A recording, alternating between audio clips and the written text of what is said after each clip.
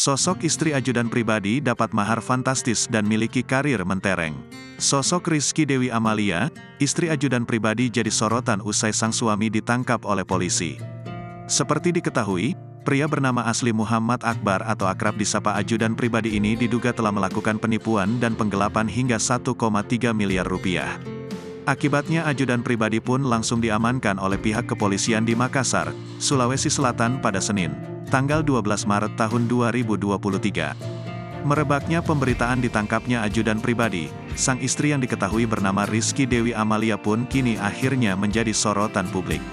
Sebagai informasi, ajudan pribadi resmi mempersunting Rizky Dewi Amalila pada tanggal 24 Oktober tahun 2020 lalu.